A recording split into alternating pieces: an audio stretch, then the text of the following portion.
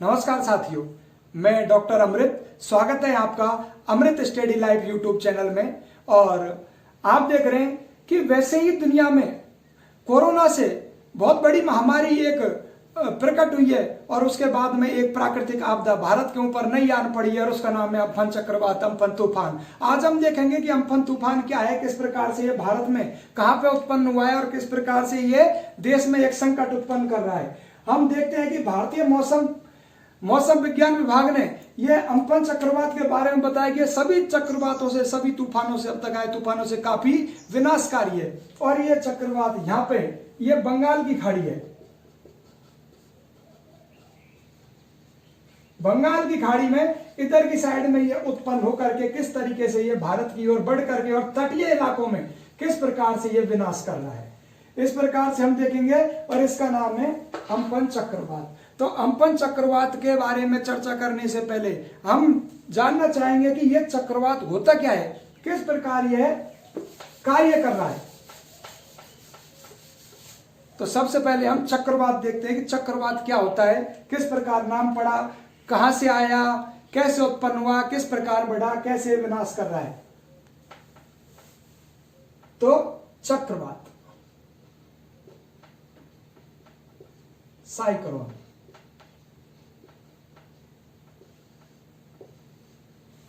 चक्रवात क्या है? तो चक्रवात एक निम्न वायु दाब का केंद्र है जिसके चारों ओर चक्राकार हवाएं घूमती है। यह एक निम्न वायु दाब का केंद्र है।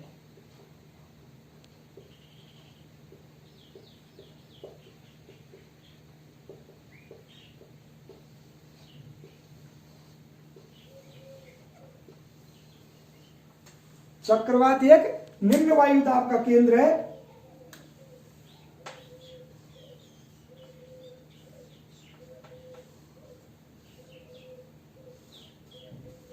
जिसमें हवाएं उच्च वायुदाब से निम्न वायुदाब की ओर बाहर से और केंद्र की ओर चक्राकार रूप में घूम रही हैं। और इसी निम्न वायुदाब केंद्र का से घिरा हुआ यह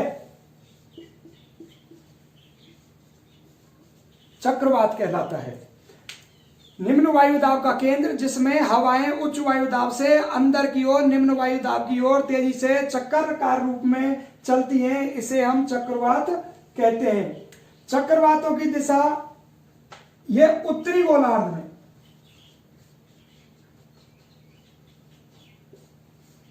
एंटी क्लॉकवाइज है, घड़ी की सुई के विपरीत दिशा में यह घूम रही है, जैसे ये देख लो। और दक्षिणी गोलार्ध में यह क्लॉकवाइज चलता है, जैसे इधर क्लॉकवाइज, और बीच में लो प्रेशर है। अगर भूमध्य रेखा के आधार पर हम पृथ्वी को दो भागों में बांटे, एक तो पृथ्वी का ऊपरी हिस्सा 0 डिग्री अक्षांश है, इसको बोलेंगे उत्तरी गोलार्ध, और नीचे वाला हिस्सा दक्षिणी गोलार्ध। इस प्रकार से अगर हम चक्रवातों को देखें तो उत्तरी गोलार्ध में चक्रवात सुई के विपरीत दिशा में एंटी क्लॉकवाइज और दक्षिणी गोलार्ध में क्लॉकवाइज चक्रवातों की दिशा होती है। अब हम देखते हैं चक्रवातों के प्रकार।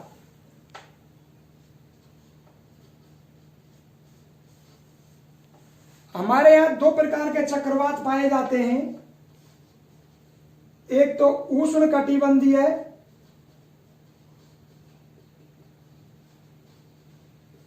और एक शीतोष्ण कटिबंधीय है।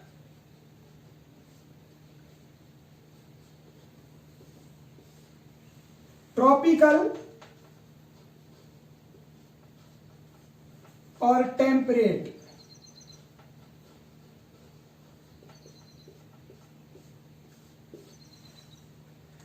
उष्ण कटिबंधीय और शीतोष्ण कटिबंधीय।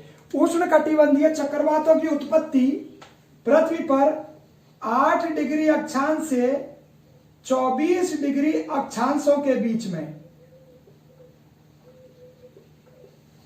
होती है। और यह जो अम्फन तूफान है, अम्फन तूफान भी इसी के बीच में उत्पन्न हुआ है, इसलिए अम्फन तूफान को हम उष्णकटिबंधीय चक्रवात के सरनों में रखते हैं। और शीतोष्ण कटिबंधीय चक्रवात, यह चक्रवात 30 डिग्री से 65 डिग्री उत्तर एवं दक्षिणी अक्षांश दोनों गोलार्धों में चलता है। और यह उष्णकटिबंधीय चक्रवात 8 से 24 डिग्री दोनों अक्षांशों में चलता है। अम्फान चक्रवात जो है वह उष्णकटिबंधीय कैटेगरी का चक्रवात है, जो इसमें उष्णकटिबंध में रखा जाता है, इस बीच में यह चलता है। उष्णकटिबंधीय चक्रवात के क्षेत्र कौन कौन से हैं, ये कहां कहां आता है? तो उष्णकटिबंधीय चक्रवात एक तो हिंद महासागर में,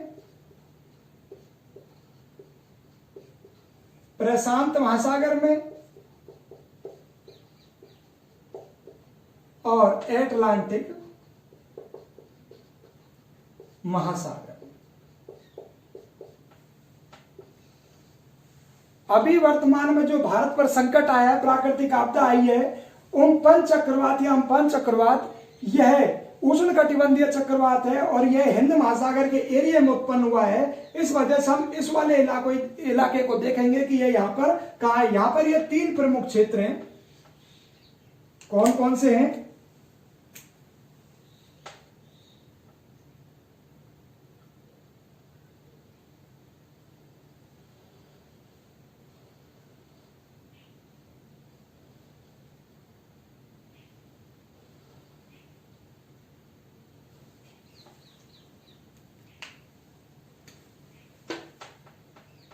एक ये अरब सागर,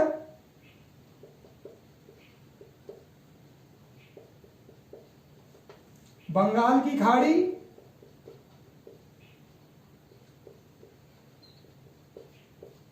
और यहां पर मॉरिशस, मेडागास्कर और रीयूनियन द्वीप। उष्णकटिबंधीय चक्रवात हिंद महासागरीय क्षेत्र में 3 जगह आते हैं, अरब सागर में, बंगाल की खाड़ी में और मॉरिशस, मेडागास्कर, रीयूनियन द्वीप में। तो अभी जो अम्फन चक्रवात है ये बंगाल की खाड़ी में, यहां पर इस चक्रवात की उत्पत्ति हुई है।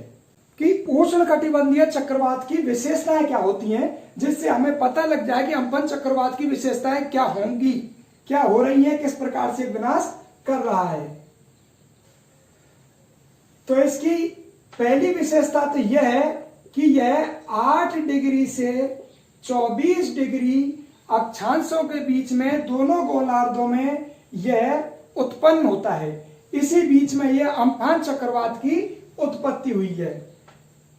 अगर हम भारत की स्थिति देखें तो 8 डिग्री 4 मिनट से 37 डिग्री 6 मिनट के बीच में अक्षांशों में और 68 डिग्री 7 मिनट से 97 डिग्री 25 मिनट पूर्वी देशांतर के बीच में यह पूरे भारत का हिस्सा फैला हुआ है। दूसरा, उष्णकटिबंधीय चक्रवात की उत्पत्ति सागरीय भागों में होती है। अब जैसे अम्फान की उत्पत्ति इस सागरीय भाग में बंगाल की खाड़ी में हुई है, तो सागरीय भागों में। तीसरा, उष्णकटिबंधीय चक्रवात की उत्पत्ति ग्रीष्म काल में होती है। अब देखो वर्तमान में ग्रीष्म काल चल रहा है, तो अभी इसी समय पर यहीं पर ही अम्फान चक्रवात की उत्पत्ति हुई है। इस मतलब है कि यह अम्फान उष्णकटिबंधीय चक्रवात है। उष्णकटिबंधीय चक्रवातों की गति औसत रूप में देखें तो 32 किलोमीटर प्रति घंटा लगभग होती है कम से कम। और अगर हरिकेन और टार्नेडो चक्रवात, जैसे चक्रवातों को हम देखें, हरिकेन और टार्नेडो, ये तो लगभग 120 किलोमीटर प्रति घंटा की रफ्तार से इनकी रफ्तार होती है, गति होती है। अगर हम इसकी दिशा देखें तो यह चक्रवात पूर्व से पश्चिम ये चक्रवात पूर्व से पश्चिम चलते हैं। ये व्यापारिक हवाओं की वजह से ये पूर्व से पश्चिम चलते हैं, और जैसे ये चक्रवात बंगाल की खाड़ी में यहां पे उत्पन्न हुए और यहां से ये पश्चिम की ओर इधर की ओर चलते हैं। तो ये भारत के ये तटीय क्षेत्र पे काफी विनाशकारी प्रभाव ये छोड़ते हैं। अगला, केंद्र में न्यून दाब। उष्णकटिबंधीय चक्रवातों के केंद्र में न्यून दाब होता है। न्यून दाब होने के कारण चारों तरफ की हवाएं हैं ये भाग करके बीच में निम्न वायु दाब की तरफ भाग के आती हैं, जिससे ऊंची ऊंची लहरों का निर्माण होता है, और इससे क्या है कि विनाश होता है, तटीय क्षेत्रों पर काफी विनाश होता है। अगर हम इसके व्यास की बात करें तो 80 किलोमीटर से और 300 किलोमीटर तक के क्षेत्र का इसका व्यास होता है उष्णकटिबंधीय चक्रवात का। अगर इसकी ऊंचाई की बात करें तो लगभग 10 से 15 किलोमीटर की ऊंचाई तक यह उष्णकटिबंधीय चक्रवात, मतलब अम्फान जैसे चक्रवात, ये अपना प्रभाव रखते हैं। और अगर इसका जीवन काल हम देखें तो इनका जीवन काल 4 से 5 दिन तक रहता है, और कभी कभी यह चक्रवात एक जगह ठहर करके और वर्षा करते हैं।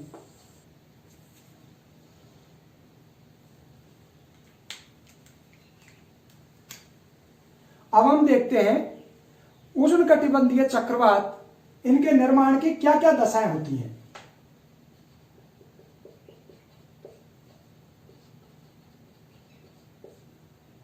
ये इधर बंगाल की खाड़ी है।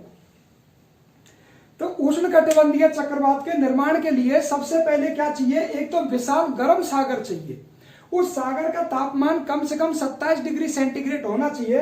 तो वर्तमान में ये बंगाल की खाड़ी है, जिसका अभी क्या है कि गर्मियों का मौसम चल रहा है। गर्मियों का मौसम में क्या हो रहा है कि यहाँ पर वाष्पीकरण काफी अधिक हो रहा है, और वर्षा का मौसम आया नहीं है। तो वाष्पीकरण की अधिकता से और सूर्य के तापमान की अधिकता से यहाँ पर क्या है कि विशाल गर्म सागर है, और उसका क्या है कि गर्माहट बहुत है, तापमान अधिक है, और अधिकतर 27 डिग्री सेंटीग्रेड से अधिक तापमान है। इस वजह से यहाँ पर यह जो अम्फान चक्रवात है, इसकी उत्पत्ति इस वाले इलाके में हुई है।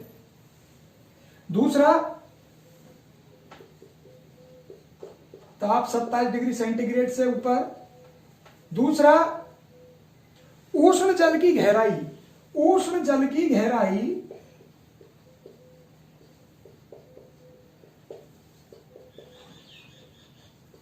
लगभग 200 मीटर नीचे गहराई तक उष्ण जल होना चाहिए।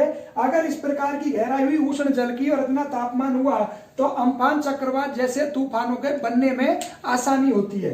तीसरा, आर्द्रता।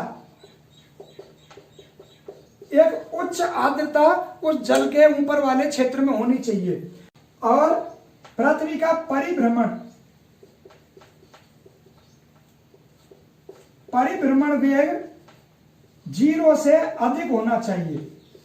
तो उष्णकटिबंधीय चक्रवात बनने की कुछ दशाएं होती हैं, जिनमें तापमान 27 डिग्री सेंटीग्रेड से अधिक हो, उष्ण जल की गहराई 200 मीटर से अधिक होनी चाहिए, आर्द्रता अधिक होनी चाहिए, पृथ्वी के परिभ्रमण का वेग 0 से अधिक होना चाहिए। उष्णकटिबंधीय चक्रवातों के नाम।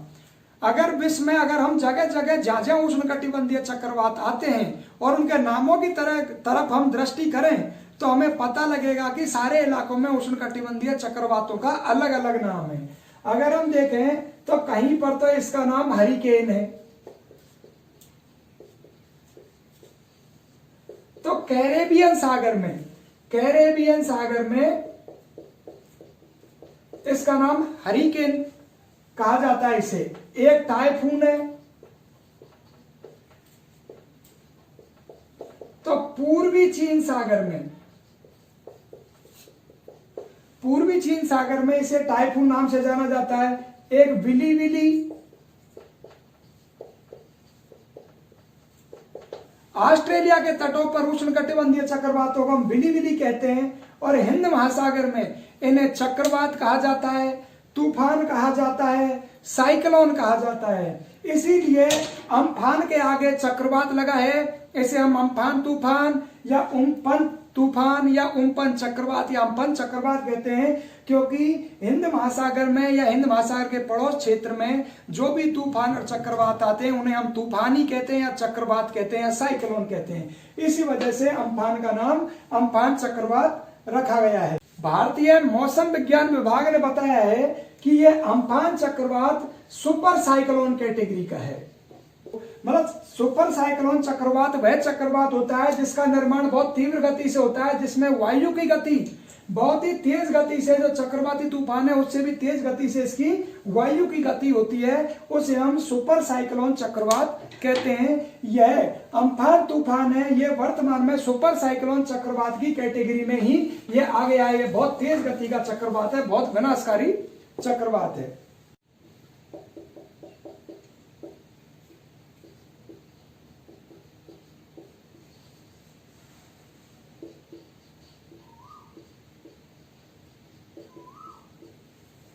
हाँ तो साथियों, अब हम देखते हैं कि ये जो अम्फन चक्रवात है इसकी उत्पत्ति कहाँ हुई है, किस प्रकार से ये विनाश कर रहा है, कैसे कैसे यहां से चल रहा है। अब हम इसके बारे में थोड़ा सा डिटेल में देखते हैं।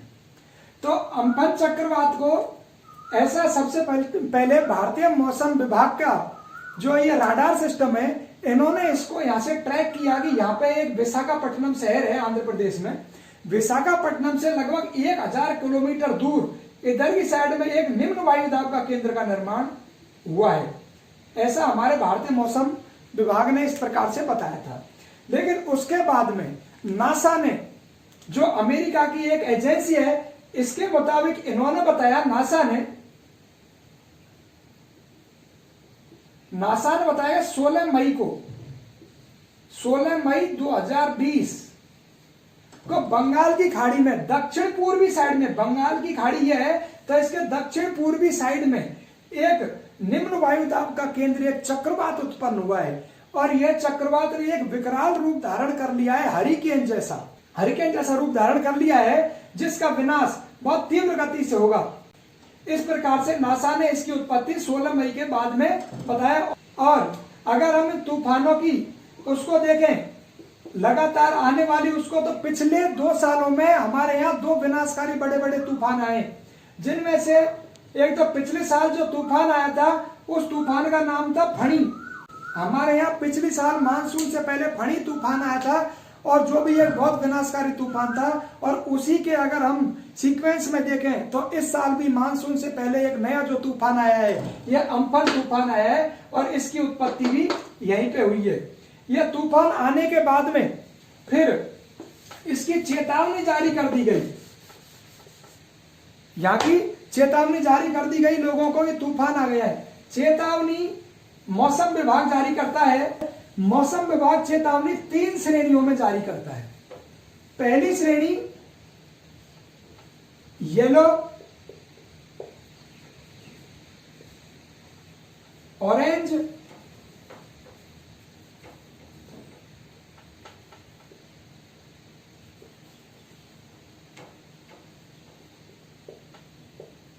और एक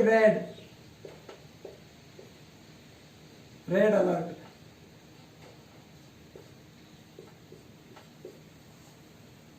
तो मौसम विभाग 3 श्रेणियों में चेतावनी या वार्निंग जारी करता है, येलो और ऑरेंज और रेड।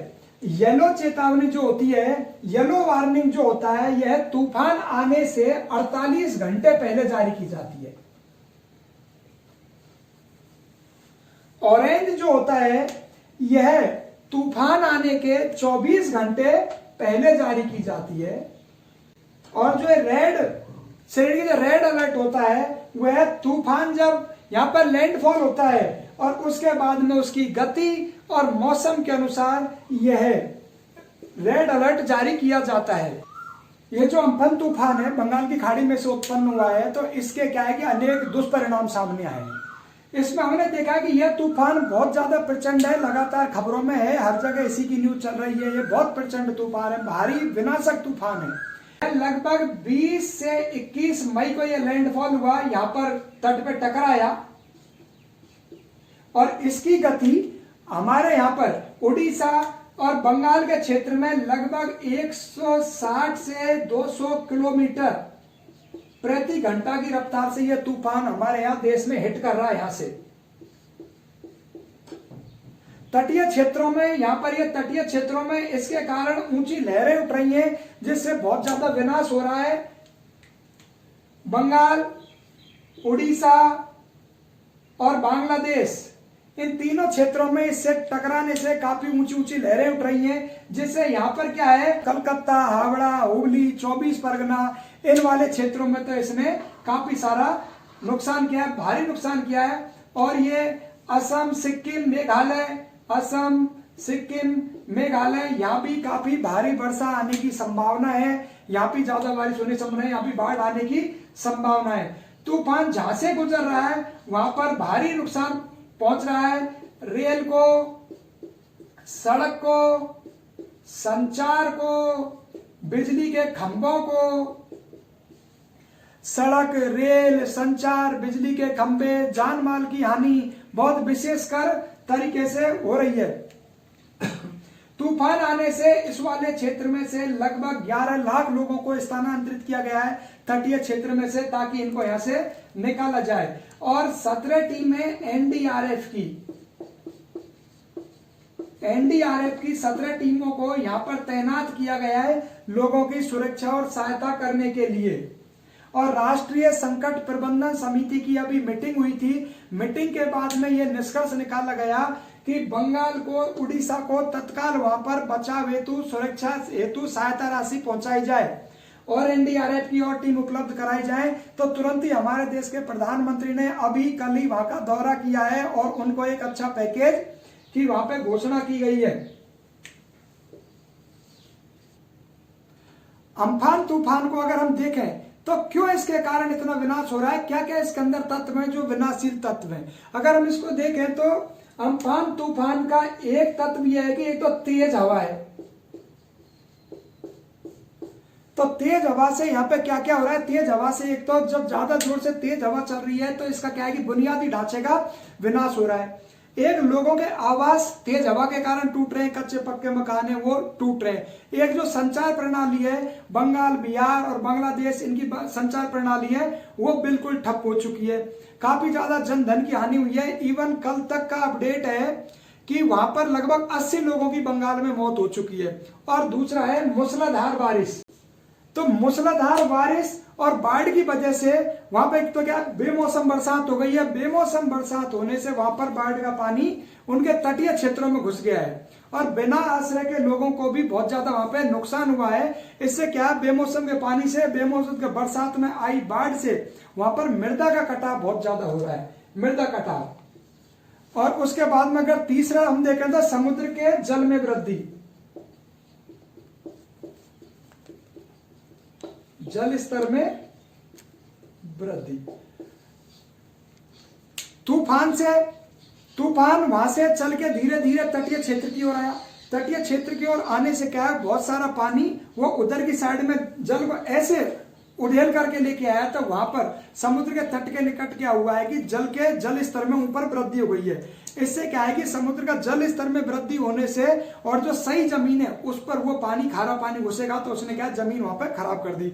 लोग, पशु, पौधे, ये सारे उसमें जो तटीय इलाकों में रह गए वो या तो डूब गए या फिर वो नष्ट हो गए और उनकी मिट्टी की उर्वरता शक्ति है जो ये वहां पर नष्ट हुई है। संचार, बिजली के खंभे वहां से काफी उखड़ के हैं, रेल सड़क मार्ग हैं जो टूट गए हैं, खड़ी फसल है और बागाने हैं जो तटीय क्षेत्र पे, इनको वहां पे काफी नुकसान पहुंचा है। ताड़ और नारियल के पेड़ों को भी नुकसान पहुंचा है। और बड़ी नौका और लंगर जो पानी में थी, मछुआरे थे, तो मत्स्य जो उद्योग है उसको काफी ज्यादा वहां पे नुकसान पहुंचा है। और सबसे ज्यादा नुकसान बंगाल में और उड़ीसा में पहुंचा है। बंगाल में कलकत्ता, पूर्वी मिदनापुर और 24 परगना, हावड़ा, हुगली, इन जिलों में सबसे ज्यादा विनाश हुआ है। और उड़ीसा में हम देखें तो जगत सिंहपुर, केंद्रपाड़ा, भद्रक, बालासोर, मयूरभंज में सबसे ज्यादा विनाश हुआ है।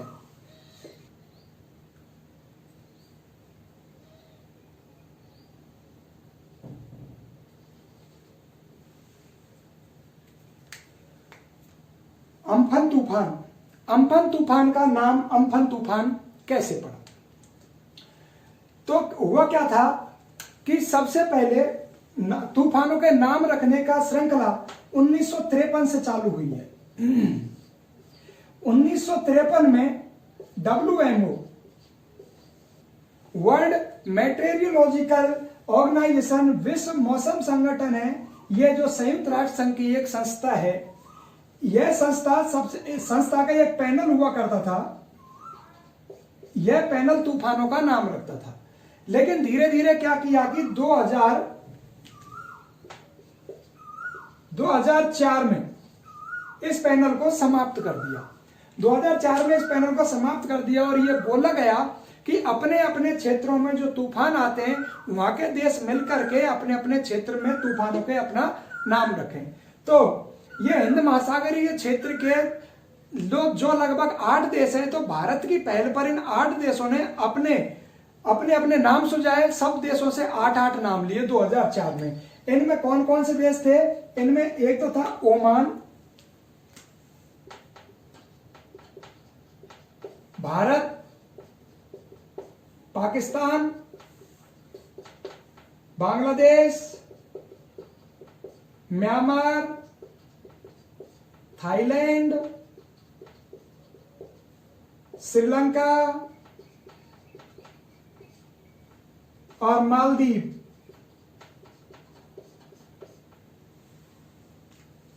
ये 8 देश थे।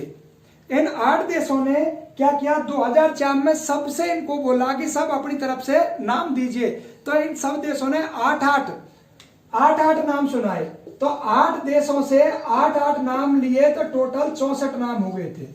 तो ये 64 नामों में से जब जब कोई तूफान आता है तो उनमें से एक एक नाम इस तूफान का रख दिया जाता है। जैसे पिछली साल फणी नाम का एक तूफान आया था जो काफी विनाशकारी था, और यह नाम